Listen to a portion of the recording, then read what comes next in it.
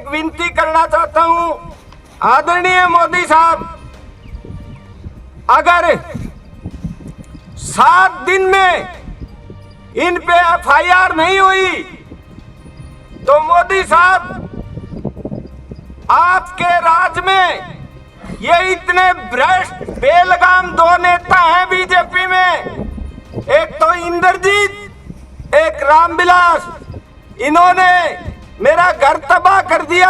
हरियाणा के पूर्व मंत्री रामविलास शर्मा पर सुसाइड के लिए उकसाने के मामले में Punjab and Haryana high court ने जांच के आदेश दे दिए हैं। इस मामले में दायर याचिका में हाई कोर्ट ने कहा कि इस मामले की जांच आईपीएस अधिकारी से कराई जाएगी। हाई कोर्ट ने यह भी कहा कि मृतक का संस्कार 3 दिन के अंदर किया जाएगा।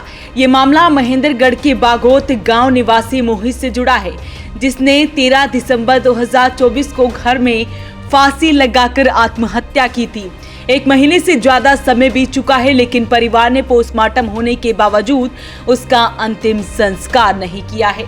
युवक का शव सिविल अस्पताल की मोर्ची में ही रखा हुआ है। मोहित के पिता कैलाश चंद्र शर्मा का कहना था कि परिवार के लोग बेटे का अंतिम संस्कार तभी करेंगे जब पुलिस रामविलास शर्मा, उनके बेटे और साथियों के खिलाफ मामला दर्ज करेगी। आज मेरे बेटे मोहित ने, जो इस पूर्व मंत्री रामविलास शर्मा, उसके बेटे व उसके 6 आदमियों की वजह से सुसाइड किया था, उसकी डेड बॉडी को रखे हॉस्पिटल में आज 26वां दिन हो गया है। ये प्रशासन और ये सरकार इतनी निर्दयी, निष्ठुर हो रही है और आम आदमी की इसमें कोई सुनाई नहीं। मेरे लड़के मोहित ने, जो इस मंत्री के आदमियों और इसके अत्याचार के कारण अपने प्राण दिए थे, वो तो मेरे लड़के का हत्यारा है, लेकिन अब एक मंत्री सेंटर के ने, राव इंद्रजीत ने, उनकी मदद करने में, हत्यारों का साथ देने में कोई कसर नहीं छोड़ी। मेरे को एक न्याय मिल गया था हाई कमान की तरफ से। मैंने मोदी जी, अमित शाह जी, राजनाथ जी और सीएम साहब, चीफ जस्टिस, सबको मैंने एक रजिस्ट्री की थी। उस रजिस्ट्री में मेरी मिसेज ने इनके अत्याचारों के कारण, इस मंत्री के अत्याचारों के कारण पॉइजन खाया था, तो उसकी सुनवाई की हाई कमान ने, तो उसकी टिकट भी काट दी थी और उस पे एफआईआर एक्शन के भी ऑर्डर कर दिए थे और उसको बीजेपी की पार्टी से भी हटा दिया था। लेकिन इन दोनों, एक तो पूर्व मंत्री रामविलास शर्मा, एक हाजिर मंत्री इंद्रजीत के पास पैसा और पावर दोनों अधिक होने के कारण एक आम आदमी को न्याय मिला था, तो इनको बर्दाश्त नहीं हुआ।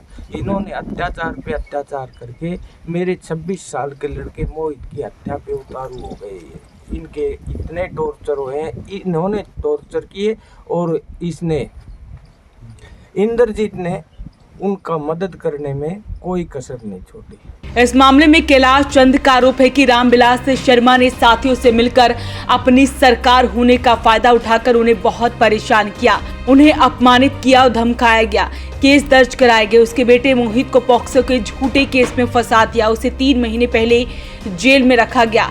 जेल के अंदर भी रामविलास के लोगों ने उसकी पिटाई की। बाद में वो जमानत पर बाहर आ गया, लेकिन इसके बाद उसने सुसाइड कर लिया। ऐसे बड़े आरोप उन पर लगाए गए हैं। आपको बता दें कि करीब 7 दिन पहले यानी कि 10 जनवरी को पंजाब हरियाणा हाई कोर्ट में इस संबंध में याचिका दायर की गई थी, जिसमें युवक के पिता ने आरोप लगाए थे कि वो सीएम से भी मिले थे, मगर पूर्व शिक्षा मंत्री रामविलास शर्मा के प्रभाव के कारण आज तक कोई कार्रवाई नहीं की गई। परिवार के साथ हो रहे अन्याय और दुर्व्यवहार को देखते ही उसके बेटे ने छोटी उम्र में खुदकुशी कर ली, इसलिए आरोपियों के खिलाफ कार्रवाई की जाए। मेरा बेटा फांसी का लटक गयो, कोई न्याय नहीं।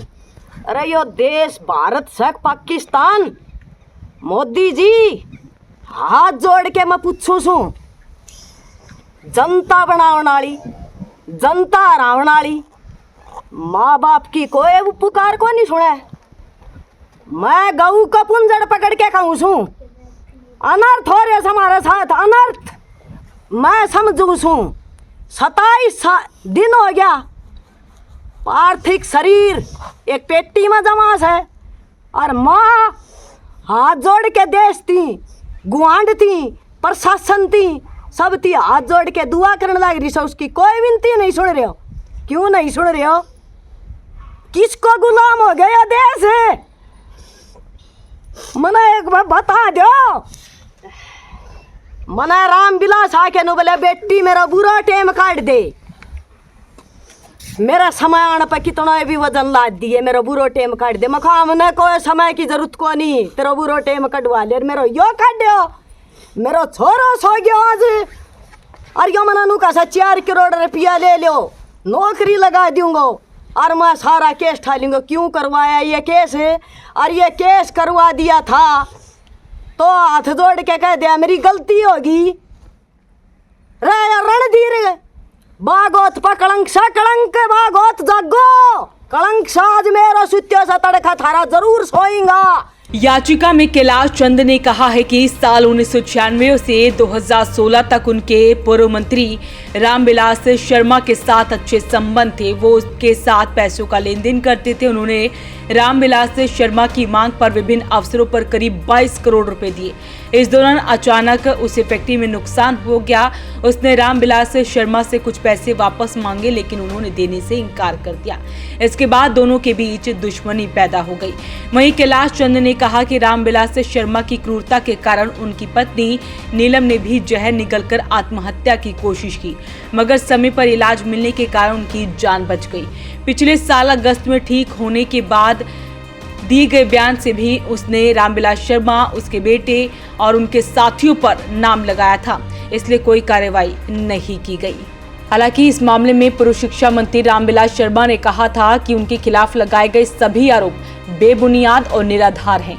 उनका देश की न्यायपालिका में पूरा विश्वास है। अदालत में उन पर लगाए गए आरोप पर दूध का दूध और पानी का पानी हो जाएगा। फिलहाल जो है रामविलास शर्मा के ऊपर जो है जांच के आदेश दे दिए गए हैं।